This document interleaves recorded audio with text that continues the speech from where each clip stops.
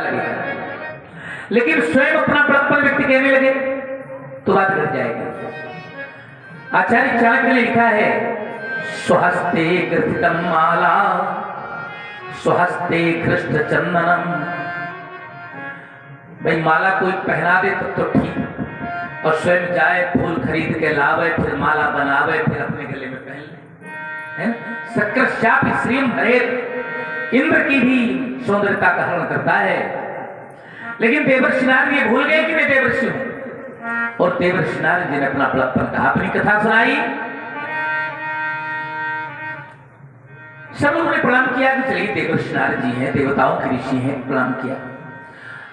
देवर्षि नारद जी को लगा कि नहीं, अभी तो सामान्य लोग बड़प्पन करते हैं, अरे कोई मिनिस्ट्री स्तर का व्यक्ति आवे फिर वो बात कहे तब तो बात है, कहां जाए। तो देवर्षि नारद को लगा कि भगवान शंकर के यहां जाए, और भगवान शंकर के यहां कैलाश में गए।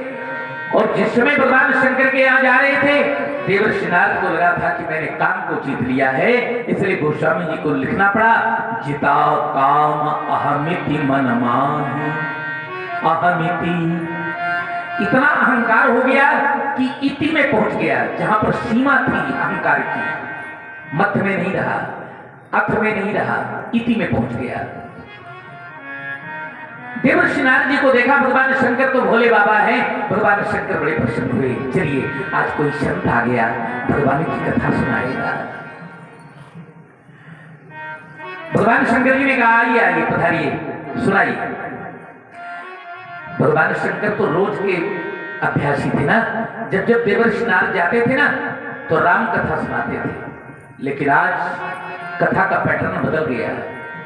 आज कथा सुनाना प्रारंभ किया, गोस्वामी जी को लिखना पड़ा, मारो चरितो शंकर ही सुनाए। कामदेव की कथा सुनाई। भगवान शंकर को बड़ा आश्चर्य हुआ कि राम कथा कहने वाला व्यक्ति काम कथा सुनाने लग गया, ये कब से, इसका अध्याय कैसे बदल गया पूरा का पूरा। भगवान शंकर मनीवन थोड़ा सा रुष्ट हुए, लेकिन सोचा चलिए कोई बात नहीं, लेकिन फिर भी बोले नहीं। भगवान शंकर शांत हो गए।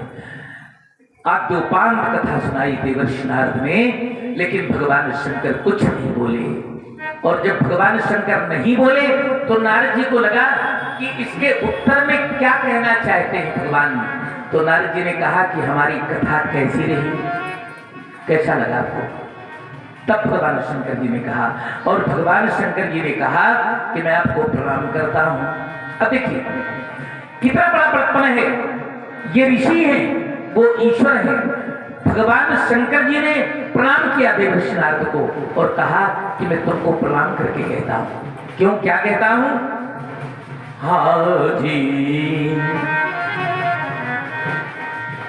बार बार बिनमा मुनि तो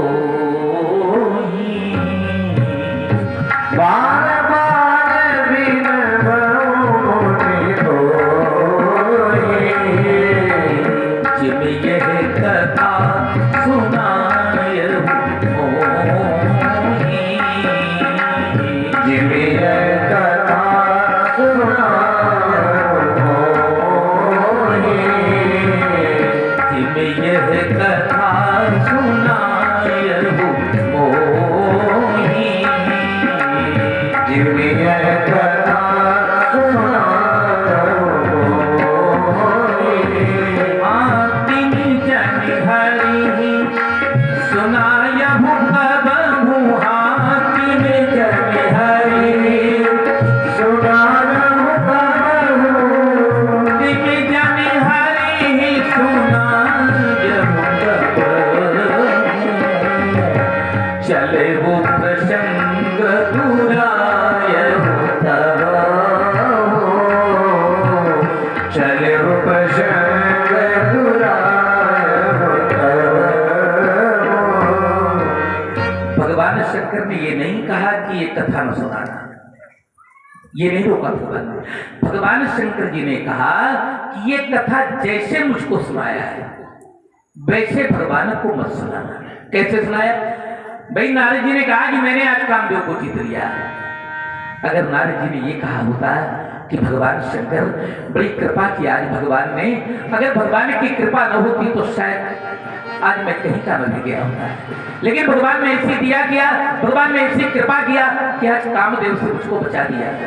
तो भगवान शंकर ने कहा कि इस कथा को जैसे मुझसे सुनाया है वैसे भगवान से मत सुनाना। पहली बात, देवर्षि नारद जी को लगा कि भगवान शंकर भी कामचयी है और मैं भी कामचयी बन गया, इसलिए भगवान शंकर को अच्छा नहीं लगा कि मेरी जोड़ का दूसरा कोई हो जाए। इसलिए भगवान शंकर जी ना, भगवान देवर्षि नारद जी नाराज। तीसरी बात, आचार्य कहते हैं कि जैसे कोई किले के भीतर बैठा हो, बाहर न जाने कितनी फायरिंग होती रहे और वो व्यक्ति युद्ध जीत जाए या बच जाए और वो कहे कि मैं बच गया, हजारों शस्त्रास्त्र चलते रहे और मैं बच गया, तो बच गए केवल इसलिए कि किले के भीतर बैठे थे ना। तो राम की कृपा का जो किला था उसके वजह से तुम बच गए, राम की कृपा के कारण बच गए। तुम्हारी कोई कृपा नहीं थी, न तुम्हारा कोई हेतु था, न तुम्हारी कोई सामर्थ्य थी, न तुम्हारा कोई पुरुषार्थ था। भगवान शंकर जी ने कहा कि कथा मत सुनाना, और देवर्षि नारद को लगा कि तो ठीक है, हम भगवान के यहाँ जाएंगे ही नहीं। और जिस समय देवर्षि नारद जी चल पड़े उस समय भगवान शंकर को लगा कि देवर्षि नारद के दिन बदलने लगे। जब समय बदलता है ना तो बड़े बड़े व्यक्ति विरोधी बन जाते हैं। हो विधि बाम तब बुद्धि हो कुबुद्धि हो, पंडित अजान होत तजय निज पाठी को,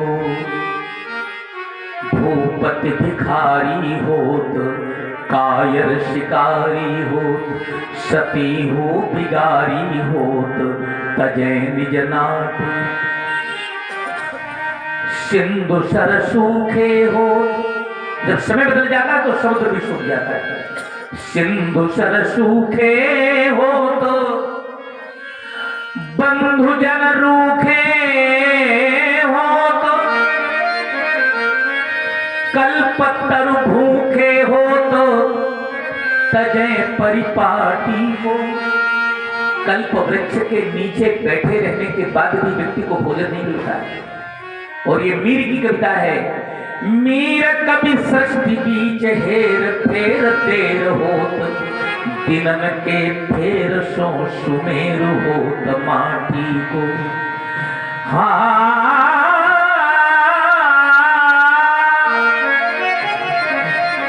दिनन के फेर सो हाँ जी सुमेरु होत माटी को। इसलिए भगवान को बार बार लगता है कि तुम भजन करो, क्या ये कथा सुनाते हो, मार चरित काम चरित, हटाओ इसको, काम काज में नहीं लगना, राम काज में लगना है। इसीलिए आचार्य कहते हैं जो करते रहोगे भजन धीरे धीरे, जो करते रहोगे भजन धीरे धीरे, हाँ जो करते रहोगे भजन धीरे धीरे, करते रहोगे भजन धीरे धीरे, हाँ जो करते रहोगे भजन धीरे धीरे, जो करते रहोगे भजन धीरे धीरे, हाँ तो मिल जाएगा वो सजन धीरे धीरे, हाँ तो मिल जाएगा वो सजन धीरे धीरे, जो करते रहोगे भजन धीरे धीरे। और एक बड़ी बात होगी, सभी लोग तुमों से मोहब्बत करेंगे, हाँ सभी लोग तुमसे मोहब्बत करेंगे। ये किसका कृपा का भला, ये भगवान की कृपा का परिणाम है। और आज एक बात आपसे कह दें, श्रीमद् भागवत में जिस समय भगवान कृष्ण ने बांसुरी बजाई तो उसमें एक शब्द आया है, हाँ, भगवान ने बांसुरी निकाला, अधरों पर रखा और एक शब्द लिखा वेद व्यास ने, प्रबोधयन संगरवेण चारुणा।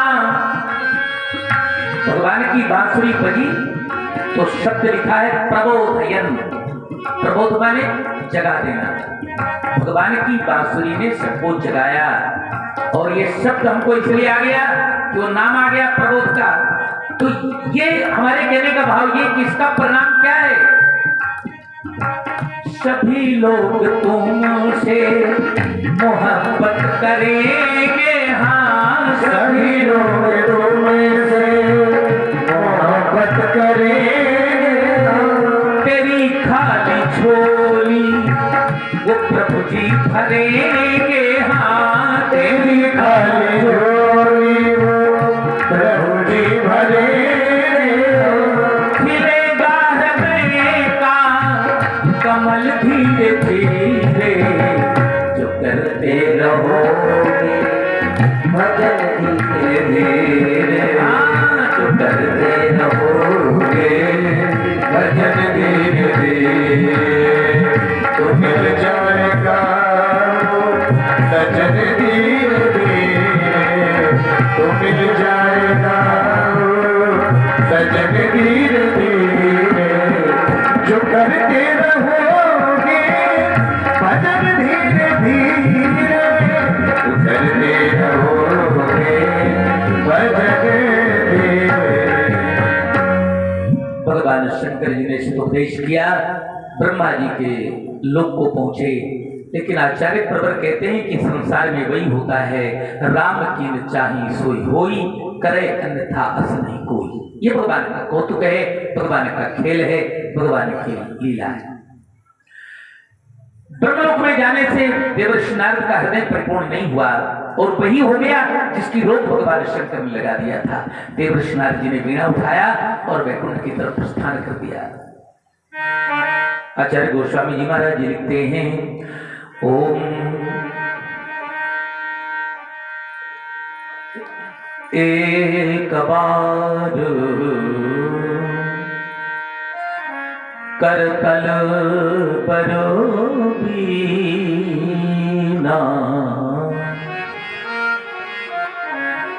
गावत हरि गुण गान प्रवीणा।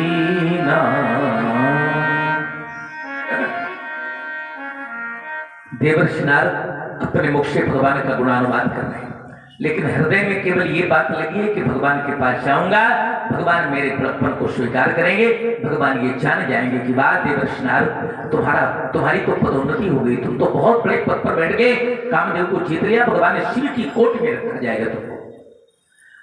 और पहुंच गए धीरे धीरे, हाँ क्षीर सिंधु गमने मुनिनाथा, वहीं पर पहुंचे जहां पर भगवान है। क्षीर सिंधु गमने मुनिनाथा, जहां बस श्रीनिवास श्रुति माता, जहाँ बस श्रीनिवास श्रुति माता, जहाँ बस श्रीनिवास श्रुति माता, हर्षि मिले उठी रमा निकेता, हर्षि मिले उठी रमा निकेता, हर्षि मिले उठी रमा निकेता, हर्षि मिले उठी रमा निकेता, हर्षि मिले उठी रमा निकेता, बैठे आसन ऋषि समेता, बैठे आसन ऋषि समेता, बैठे आसन ऋषि समेता। भगवान के लोग को पहुंचे, भगवान तो बड़े लीला बिहारी सरकार हैं। ये नित्य का नियम था। बल्कि भला देवर्षि नारद जी भगवान के वैकुंठ में सर्वदा जाते रहते थे। भगवान पड़े पड़े ही कह दिया करते थे कि आओ देवर्षि, आओ नारद बैठो, तो नारद जी इतना नीचे बैठ जाते। आज भगवान की लीला देखिए, अति कौतुकी कृपाल। आज भगवान ने देवर्षि नारद जी को देखा तो जान गए, तो जैसे जलती हुई आग में घी डाल दिया जाए, वैसे व्यक्ति, अहंकारी व्यक्ति को सम्मान उसी तरह हजम नहीं होता। भला इसीलिए हमारे एक राक्षसी उपदेश करती है शूर्पणखा रावण के दरबार में, और वो कहती है, संगत जति कुमंत्र ते राजा, मानते ज्ञान पानते लाजा। मानते ज्ञान, व्यक्ति को उतना ही सम्मान देना चाहिए जितने सम्मान का वो पात्र हो, ये शास्त्र कहता है। भला और ये कहती कौन है, उपदेश कौन कर रही है? रावण की बहन शूर्पणखा। रावण ने कहा कि बहन जी तुम तो बड़ी होशियार हो गई, ये कहां से सुन लिया? तो शूर्पणखा ने कहा वही तो सुना करती थी जहां से दो लड़के वो रात में आए, रात में उपदेश करते थे, मम्मी छुपा करके सुना। अरे वाह, अगर कम ज्ञान वाले को ज्यादा सम्मान दे दिया जाए तो उसका ज्ञान गिर जाएगा, इसलिए उतना ही सम्मान उसको मिलना चाहिए जितने सम्मान के योग्य हुआ है। देवर्षि नारद जी को देखा, आज भगवान मुस्कुराए खड़े हुए। हर्ष मिले उठी रमा निकेता। आप देवर्षि नारद जी ने प्रणाम नहीं किया पहले, हर्ष मिले। देवर्षि नारद जी को भगवान ने कहा आओ नारद बैठ जाओ, तो पहले नीचे बैठ जाते थे, आज भगवान ने कहा कि आओ नारद बैठ जाओ, तो भगवान के आसन में बैठ गए। बैठे आसन ऋषि समेता। भगवान के मन में लगा कि अरे बात बिगड़ गई। अब देखिए अपना अपना विचार होता है। भगवान ने यह विचार किया कि देवर्षि नारद का ज्ञान बेकार हो गया, अभिमान बढ़ गया, और देवर्षि नारद ने जानते हो क्या सोचा?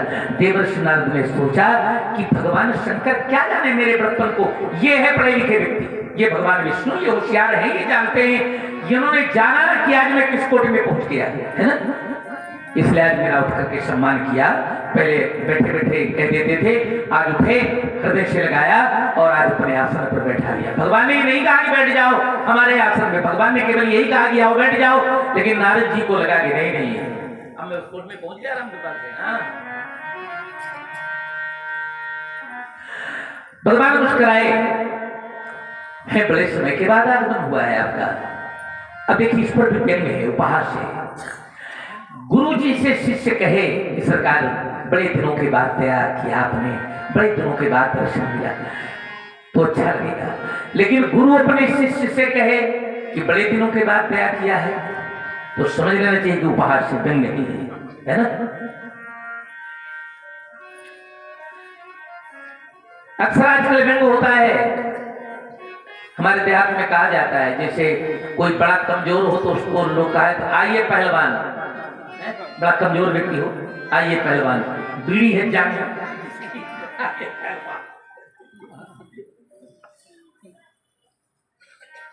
भगवान ने कहा कि बड़े दिनों के बाद ब्याह किया है, बहुते दिन कीन मुंडा आया, और जहां देवर्षि नारद तो इसी मौके में थे कि कम उसको मौका मिले और मैं अपनी बात भाई अपनी बात कहने का मौका उनको चाहिए। जहां भगवान ने कहा कि बड़े दिनों के बाद समय मिला है, बड़े दिनों के बाद दर्शन हुए, तब देवर्षि नारद जी को मौका मिल गया और देवर्षि नारद ने पूरी कथा बता दिया। कामचरित नारद स्वभाव यद्यपि प्रथम बरजी शिवराज, पूरी की पूरी कथा सुना दी। अच्छा कभी कभी होता है लोग इस टोह में रहते हैं कि कहीं समय मिले तो हम ये अपनी बात कह दें थोड़ा सा, अब उस समय नहीं मिलता तो एक अलग विषय कह नहीं पाते, नहीं जरूरी एक हर व्यक्ति सोचेगा, चार लोगों के बीच में बैठा हो तो उसको लगे कि हम भी अपनी बात थोड़ा सा कह दें। एक व्यक्ति देहात में रहा करता था तो उसको अंग्रेजी पढ़ने का शौक, अंग्रेजी याद किया उसने थोड़ा सा, तो 2-3 शब्द याद कर पाया, yes, no, oh, thank you, very good. तो जहां कहीं आवश्यकता पड़े, जहां कहीं बैठे तो थोड़ी थोड़ी दूरी में कोई बात पड़ जाए तो वो कह दे यस, फिर थोड़ी देर में कह दे नो, फिर थोड़ी देर में कह दे वेरी गुड, फिर थैंक यू कह दे। अब वो एक बार चला जा रहा था तो ट्रेन में यात्रा हो रही थी, तो किसी पड़ोसी का जो ट्रेन में बैठा हुआ था उसकी अटैची कहीं खो गई। तो वो सबसे पूछे आपने हमारी अटैची देखा? देखा देखा। तो उससे भी पूछ लिया, तो उसको लगा कि मौका मिल गया, हम बोल देंगे अंग्रेजी। तो पूछा क्यों भाई साहब हमारी अटैची देखा क्या आपने? तो उसने कहा यस। तो उसने कहा तो लाइए कहाँ है? तो उसने कहा नो। अब उसको तो अपना उसका ज्ञान था नहीं, बोला। तो उसने कहा नो, जाओ। उसने कहा नो, तो उसने 2-4 थप्पड़ मारे कि यार यस भी कहता है और नो भी कहता है। तो उसने कहा थैंक यू। तो 2-4 लोग बैठे थे, उन्होंने कहा कि यार बिला वजह मार खा गए। तो उसने कहा वेरी गुड। तो कभी कभी ये होता है, व्यक्ति अपने टो में रहता है कि कब समय मिल जाए कब हम अपनी बात कह दें। अब आज देवर्षि नारद जी को मौका मिल गया और नारद जी ने पूरी की पूरी कथा सुना दी। और जिस समय कथा सुनाया, वारे भगवान की माया, आचार्य गोस्वामी जी ने लिखा अति प्रचंड, अति प्रचंड, खाली प्रचंड नहीं, अति प्रचंड रघुपति के माया, अति प्रचंड रघुपति के माया, अति प्रचंड रघुपति के माया, अति प्रचंड रघुपति के माया, अति प्रचंड रघुपति के माया, अति प्रचंड। भगवान की माया बड़ी प्रचंड है। संसार में कोई ऐसा नहीं है जिसको भगवान की माया ने मोहित न किया हो। शिव चतुरार्न देख फिराही, अपर जीव कहले के माई। हमारी आपकी क्या औकात है? हमारी हम आप मगन में है बिल्कुल। ये तो वो संसार है जहां रावण से बलवान गए, जिनकी देवन में थी करी विनती। देवता भी जिनके सामने हाथ जोड़े खड़े रहते थे। हिरण्याक्ष और हिरण्याकश्यप, जिनको नाम सुने निदिया छिनती। हाँ, राम और कृष्ण ययाति धनुर्धर, कीर्ति सदा जिनकी छिनती। एते गए हैं धरा सब छोड़, तो हमारी तुम्हारी कहा। आचार्य कबीर कहते हैं ये निर्गुण पाश लिए कर डोले, चारों तरफ घूमती रहती भगवान की माया। और बोले मधुरी बानी, महाठगनी हम जा माया, महाठगनी हम जाने माया, महाठगनी हम जाने माया, महाठगनी हम जाने माया, महाठगनी हम जाने। किसी ने कहा कि भगवान विष्णु भगवान शंकर बोले था ये भी, हाँ केशव के कमला हुए बैठी, केशव के कमला हुए बैठी, शिव के भवन भवानी, शिव के भवन भवानी, महाठगनी हम जाने माया, महाठगनी हम जाने माया, महाठगनी हम जाने। बड़ी विचित्र माया है। जय नमो माया प्रबल। संसार में कोई ऐसा नहीं जिसको भगवान की माया ने अपने वशीभूत कर किया। एक बार देवर्षि नारद जी चले जा रहे थे, अचानक माया मिल गई, माया देवी का आगमन हो गई। तो देवर्षि नारद जी को माया जी ने प्रणाम किया, तो नारद जी ने शुभ आशीर्वाद दिया। और नारद जी ने हाथ की तरफ देखा तो माया देवी एक लगाम लिए थे, लगाम जो घोड़े को नहीं लगाई जाती, लगाम। तो देवर्षि नारद जी ने कहा कि आगे लगाम लिए घूम रही? बोले हाँ महाराज। कहे कि लगाम का लिए? अरे माया जी ने कहा कि कभी कभी बड़े बड़े महापुरुष मिले जाते हैं जो सामान्यतः काबू में नहीं आते, तो उनको लगाम लगानी पड़ती। तो नारद जी ने कहा कि कौन कौन लोग हैं? अब नारद जी को लगा कि जब हम कौन को पूछेंगे तो सबसे पहले हमारा नाम होगा, तो कौन कौन लोग हैं?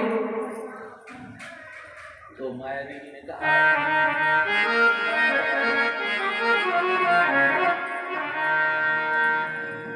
माया जी ने कहा जैसे पुलस्त है, तुला है, क्रतु है, अंगिरा है, अत्रि है।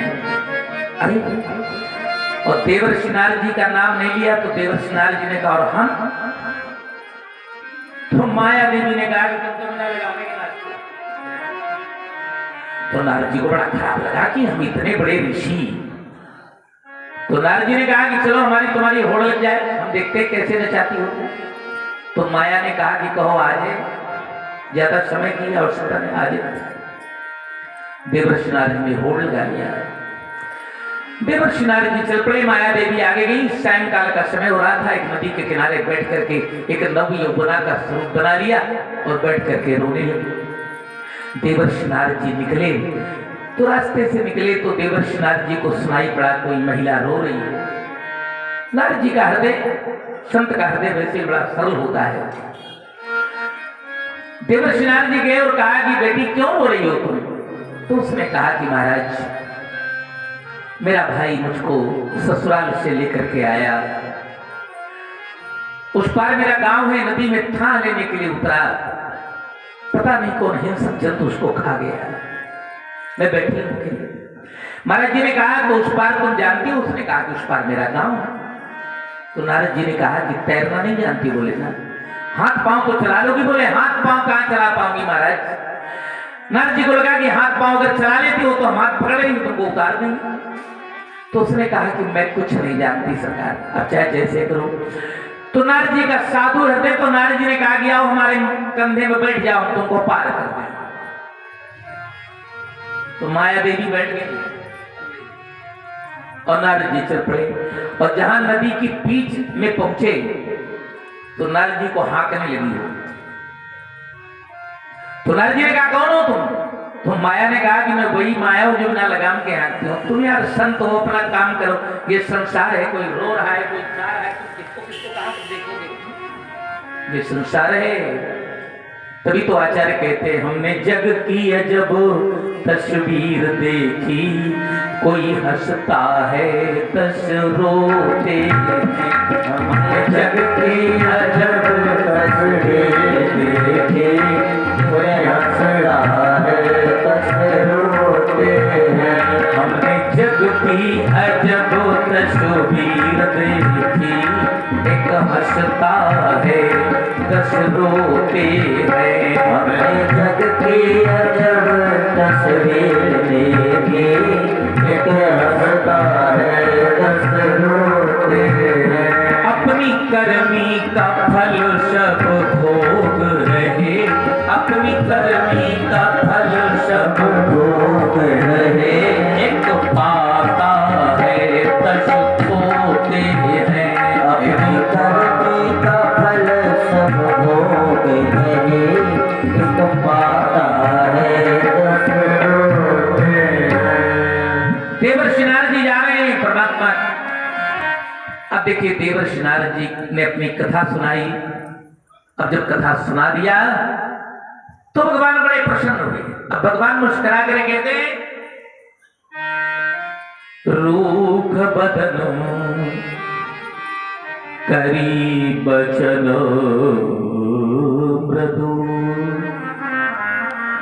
अब भगवान ने शरीर से ऐसी आकृति बनाई जैसे कोई किसी की बात को सुन करके बड़ा खराब लगे कि वो अब देखिए भगवान की आकृति ऐसी है जैसे हजम नहीं कर पा रहे भगवान उसको, लेकिन बड़ी मीठी भाषा में बोले, बोले श्री भगवान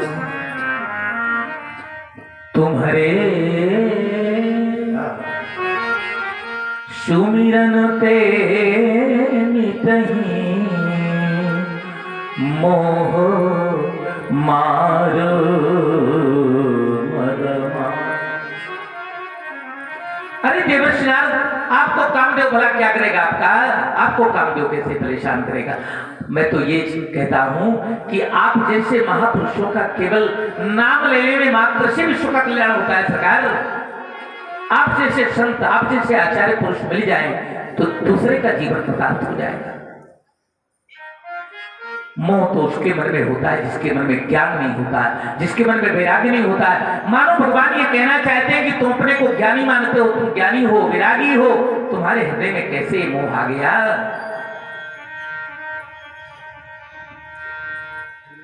आचार्य कबीर ने कहा है,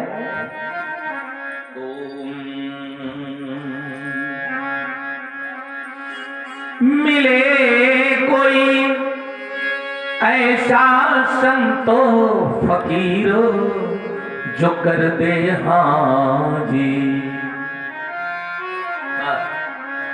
मिले कोई ऐसा संतो फकीरो जो कर दे भवदरिया के तीरो। मिले कोई ऐसा संतो फकीर जो कर दे भवदरिया के तीर। मिले कोई ऐसा संतो फकीर जो कर दे भवदरिया के तीर। मिले कोई ऐसा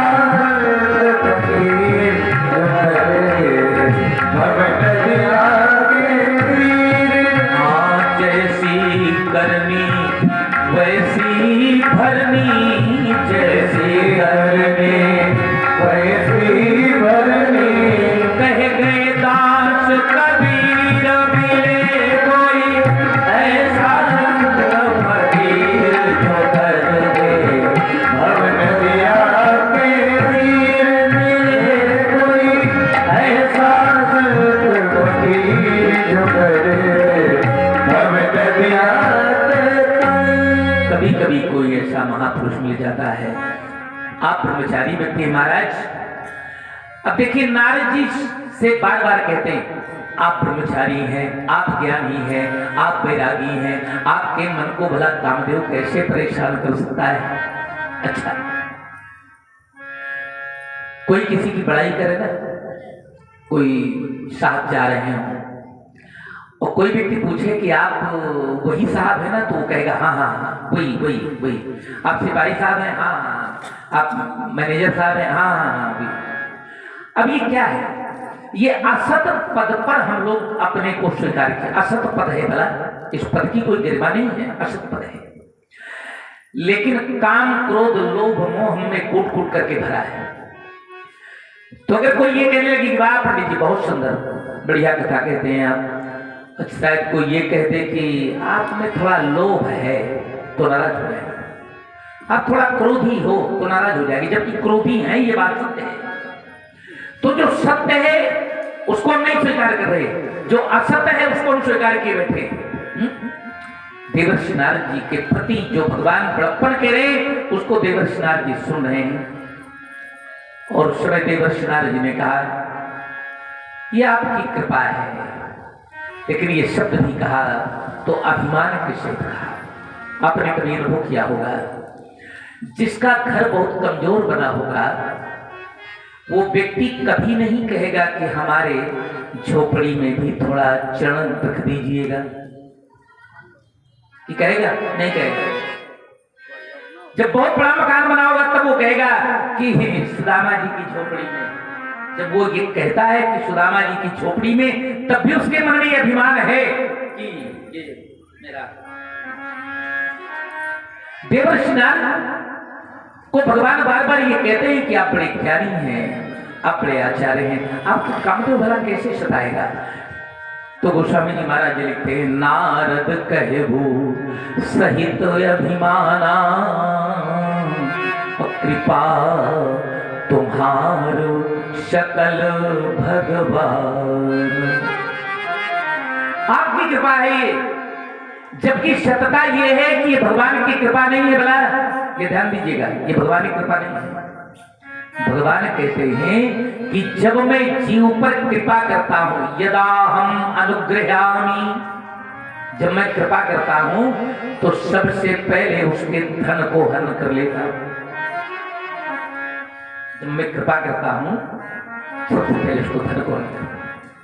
लोगों ने कहा ये तो आपकी कृपा ठीक नहीं है महाराज। अरे भगवान ने कहा ये तो खाली वो है, क्या कहते हैं, ट्रेलर बता रहा हूं अभी, इसके बाद क्या करता हूं। तो उन्होंने कहा कि मैं उसको फिर असाध्य रोगी बनाता हूं। इसके बाद पूरे परिवार से उसको अलग करा देता हूं। और इतने के बाद भी जो मेरी सत्ता को स्वीकार करके रखता है, मेरे भजन को नहीं छोड़ता है, मुझको नहीं भूलता, उसको ऐसे पद पर बैठाता हूं कि जहां पर बड़े बड़े देवता भी आकर के उसके चरणों में झुक जाते। और बार बार ये कहा करते हैं कि जितने भी गोस्वामी जी ने जो बताया, ये हमारे जीवन की कथा है, हमारे जीवन का शाश्वत सत्य है। देवर्षि नारद जी कहते हैं आपकी कृपा है, हे परमात्मा आपकी कृपा है। और आज भी हम लोग यही कहते हैं, दूसरे के सामने ये कहेंगे जरूर, ये आप ही की कृपा है महाराज, आपकी कृपा से है। जबकि सत्यता ये है कि वो कहना चाहता है कि मैंने किया है, तुमने कुछ नहीं किया। कृपा तुम्हारी सकल भगवान। और भगवान ने मन में समझ लिया कि समय बहुत बिगड़ गया, अब तो साधारण वृक्ष नहीं है, कितना बड़ा अहंकार का तरु खड़ा हो गया। कितना बड़ा तरु है, गोस्वामी जी महाराज जी लिखते हैं, करुणा निधि मन दीख विचारी, करुणा निधि मन दीख विचारी, आबुर अंकुर भोगव तरु हारी,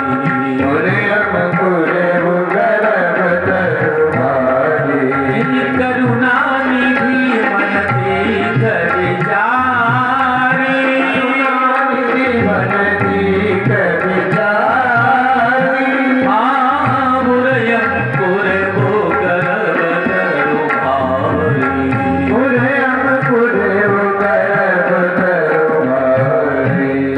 भगवान ने जान लिया कि जो अंकुरित हुआ है अभिमान का वृक्ष बहुत बड़ा है, सामान्य नहीं है, बहुत बड़ा वृक्ष होगा। तो मैं क्या करूं, बोले बेगी सो मैं डारी हम उखारी। काटने के लिए नहीं कहा, वृक्ष काट दिया जाए तो समय पाकर के फिर से वो फूट जाएगा। तो भगवान कहते हैं उखारी, और ये बुंदेलखंड की भाषा है बिल्कुल, बेगी सो मैं डारी हम उखारी, मैं उखाड़ के फेंक दूंगा जब सही, क्योंकि पन हमार सेवक हितकार। भगवान तो कृपालु है, भगवान मुस्कुरा रहे हैं, देवर्षि नारद का हित भी हो जाएगा, मेरी कथा भी हो जाएगी, लीला भी हो जाएगी। और उस समय भगवान को प्रणाम किया, चल पड़े। और जिस समय प्रणाम करके चले उस समय भी नारद जी के मन में अभिमान था। गोस्वामी जी महाराज जी लिखते हैं, ओम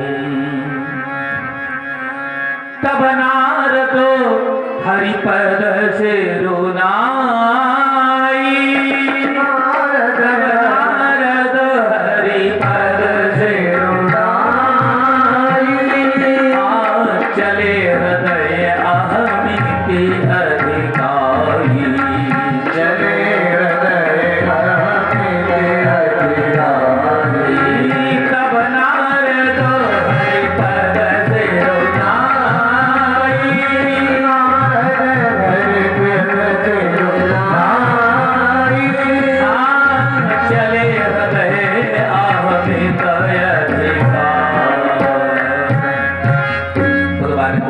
किया, लेकिन बड़ा अहंकार है। और इधर भगवान ने लीला दिया। माया का प्रभाव फैलाया, रास्ते में 400 कोष का नगर बैकुंठ की तरह रच दिया। शीलनिध नाम का राजा हो गया। सभी नर नारी बड़े सुंदर हैं। विश्वमोहिनी नाम की एक बालिका का जन्म हो गया और आज वो बालिका बड़ी हो गई है, स्वयंवर के योग्य हो गई है, विवाह के योग्य है। आज स्वयंवर की अंतिम तिथि। देखिए देवर्षि नारद जी रोज निकलते थे वहां से। इतना बड़ा नगर बन गया, लेकिन इतना बड़ा अभिमान हो गया देवर्षि नारद जी को कि वो जान ही नहीं पाए, जबकि सूत्र जानते थे। सूत्र कैसे जानते थे? हम आप भी सूत्र जानते हैं, हम आप भी उपदेश करते हैं। कैसे उपदेश करते हैं? इसको ऐसे समझिए। एक बार एक बहेलिया एक तोता को लिए जा रहा था, तो एक संत जी के आश्रम के पास से निकला, तो संत जी ने उस तोते को देखा तैयार है, तो उस बहेलिए से कहा कि इसको बेच दो। क्या करते हो तोते? उसने कहा महाराज पकड़ता हूं और पकड़ के ले जाता हूं, बेच देता हूं। संत जी ने कहा हमको जो भी धन था वो दे दिया। संत जी ने उसको छुड़वा दिया, तोते को पाल लिया। अब तोते को रोज सिखाते कि देखो एक दिन बहेलिया आएगा, याद कर लेना इसको। अब तोता उसको रटता, एक दिन बहेलिया आएगा, जाल लगाएगा, तोते ने याद कर लिया, दाना डालेगा डालेगा, ये बात, लेकिन हम उसमें नहीं फंसेंगे। ये सूत्र गुरुजी ने तोता को याद करा दिया। अब तोता ने बड़ी पार्टी बना ली। अब तोता यही पढ़ते रहते, एक दिन बहेलिया आएगा, जाल लगाएगा, दाना डालेगा, लेकिन हम उसमें नहीं फंसेंगे। और एक दिन बहेलिया आया, जाल लगाया, दाना डाला, तोता फंस गया।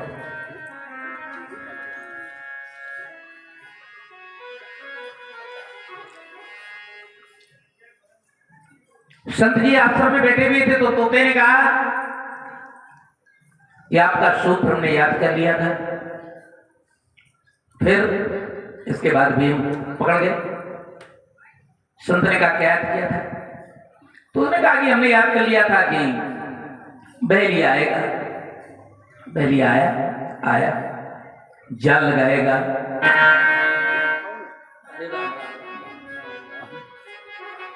जाल लगाया, फिर दाना डालेगा, दाना डाला। फिर इसके बाद तो तोते ने कहा कि हमने याद किया, इसके बाद है हम नहीं फंसेंगे। तो फिर संत जी ने कहा क्यों फंस गए? जब सूत्र याद किए हो तो क्यों फंस गए? देवर्षि नारद ने पूरे सूत्र याद कर लिए, लेकिन वो फंस ही गए राम कृपा से। तो यही भगवान की माया है। डुगडुगी बज रही थी, दुंदुभिनाद हो रहा था। आज अंतिम तिथि है, विश्वमोहिनी नाम की बालिका का स्वयंवर हो रहा है। देवर्षि नारद को लगा, अब देखिए, अरे भाई देवर्षि हो तुम, साधु हो, संत हो, यार तुम्हारा क्या लेना देना, तो अपने काम से काम करो, अपना जाओ जाओ। लेकिन नहीं, भगवान की माया। देवर्षि नारद को लगा कि कामदेव को हमने जीत ही लिया है, हमको आवश्यकता है ही नहीं, पर इसी बहाने चले जाएंगे, थोड़ा प्रणाम करवाएंगे और सब लोग पैर छू लेंगे और दक्षिणा मिल जाएगी, चलेगा क्या? देवर्षि नारद जी पहुंच गए। देवर्षि नारद जी को देखा, बालिका को लाए, चरणों में डाल दिया, चरणों को धोया। वेद व्यास जी ने लिखा है श्रीमद् भागवत में, न विप्रपादोदक पंकलानि, जिस घर में संत ब्राह्मण के चरणों को धोकर के कीचड़ न कर दिया गया, न विप्रपादोदक पंकलानि, न वेद शास्त्र ध्वनि गर्जितानि। ये गर्जितानि शब्द क्यों लिखा गया है? गर्जितानि इसलिए लिखा गया है कि जिस जंगल में एक बार शेर गर्जना कर जाए, उस जंगल में कभी श्याम नहीं रहता। इसलिए वेद और शास्त्र, ये पुराण ऐसे पढ़े जाना चाहिए जैसे कोई शेर गर्जना। ये बहुत मीठा नहीं कि बहुत मेरा है, न वेद शास्त्र ध्वनि गर्जिता,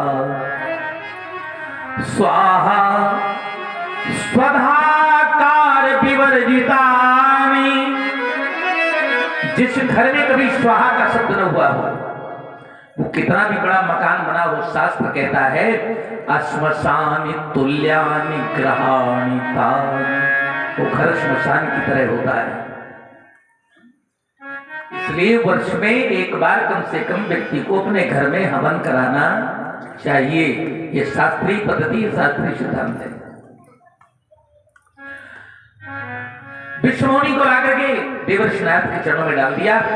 देवर्षि नारद जी ने देखा और जहां देखा था भूल गए। हीरा पाया गांठ गठियाया, बार बार उसे क्या खोले, मन मगन हुआ तो क्या बोले, मन मगन हुआ तो क्या बोले, मन मगन हुआ तो क्या बोले, क्या बोले, हाँ क्या बोले, क्या क्या बोले, मन मगन हुआ तो क्या बोले, मन मगन हुआ तो क्या बोले। अरे भाई, हीरा जब मिल ही गया है तो उसको बार बार उसकी गांठ क्यों खोलते हो, कहीं गिर सकता है। लेकिन देवर्षि नारद जी की तो गांठ खुल चुकी है ना। और देवर्षि नारद से उन्होंने पूछा कि बालिका का भविष्य बताइए।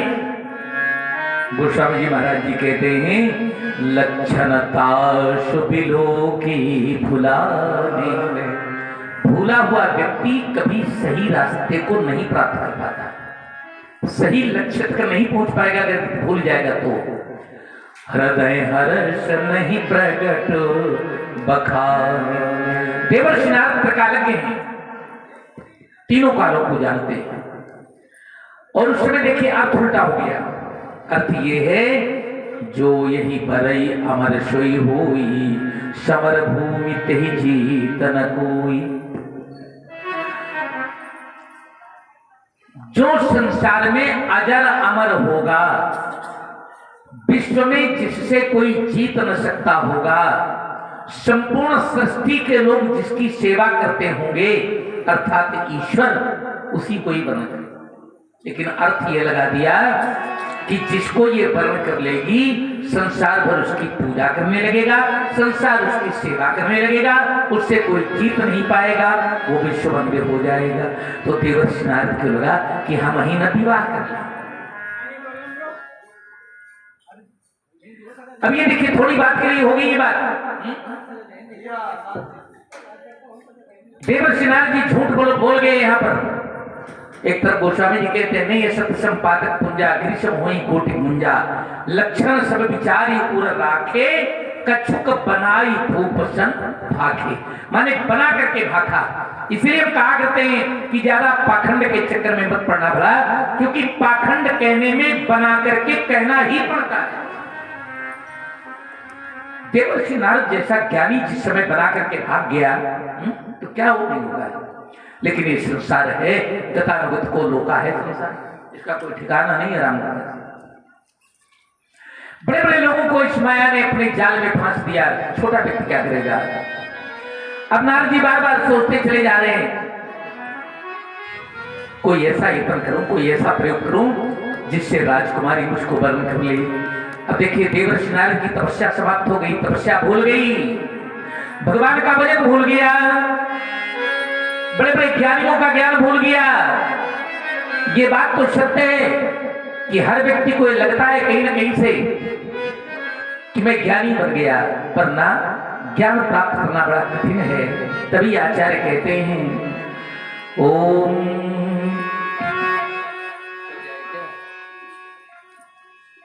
ओम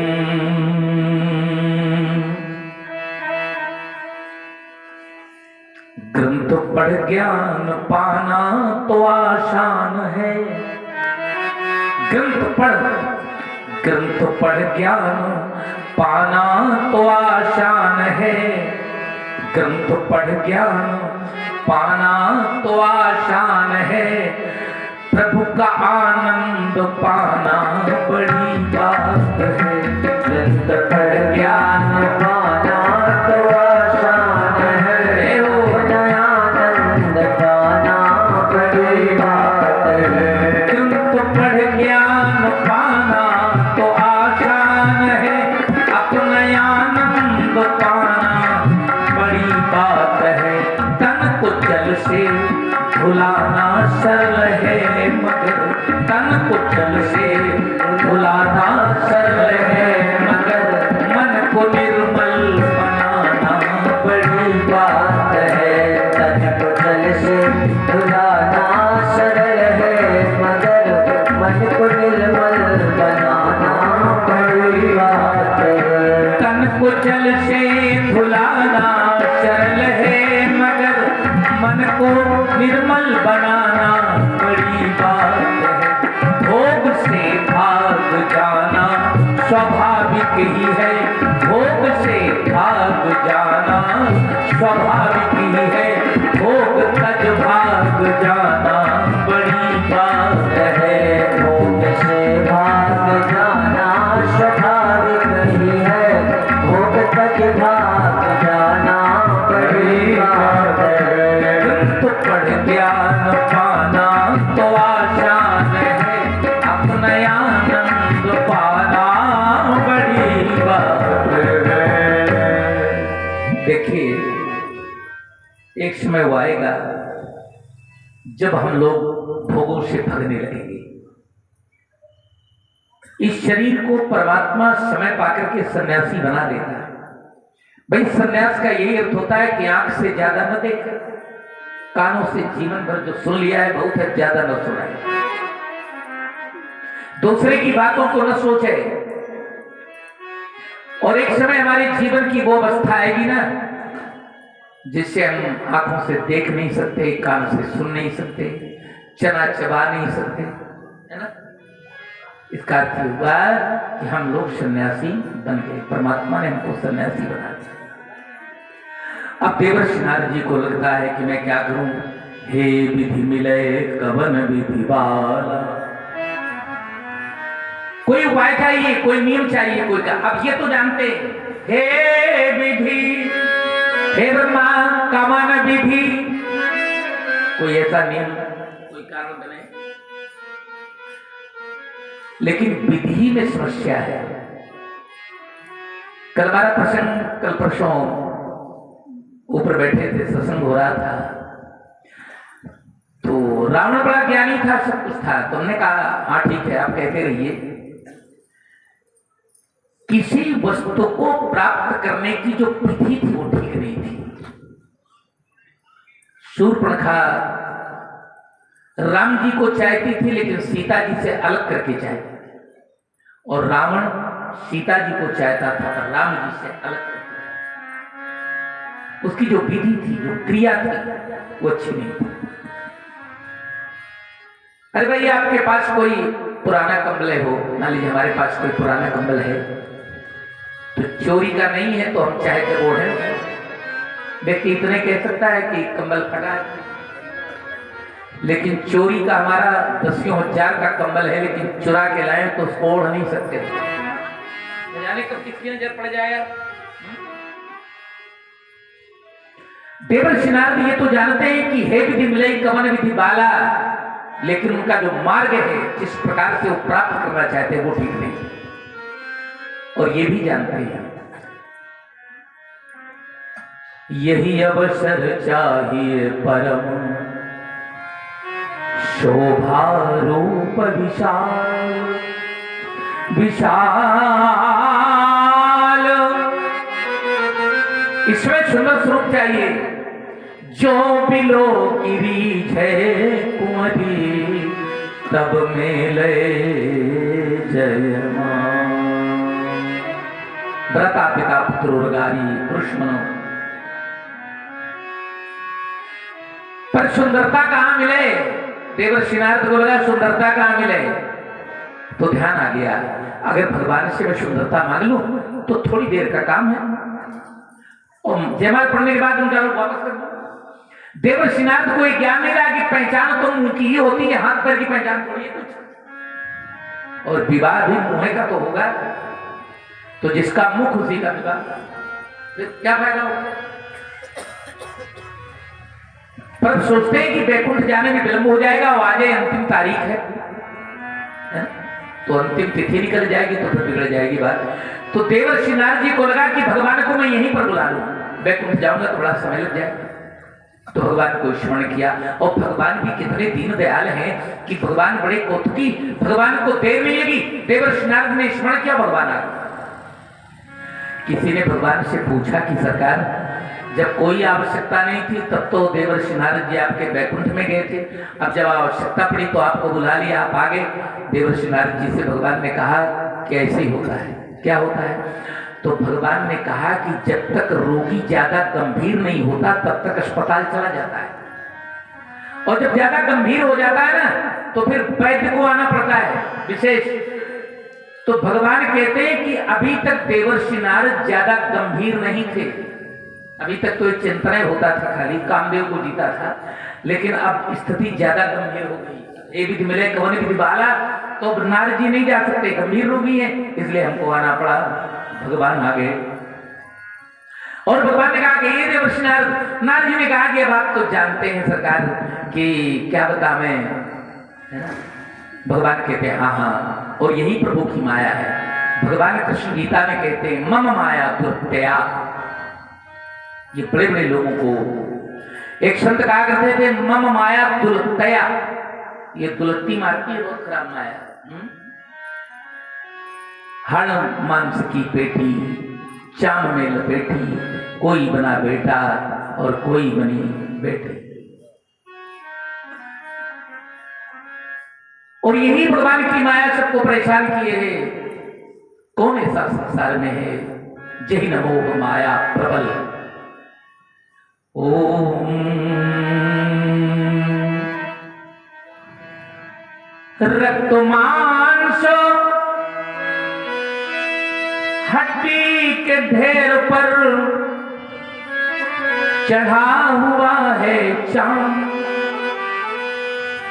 और देख उसी की सुंदरता हो जाती नींद हराम।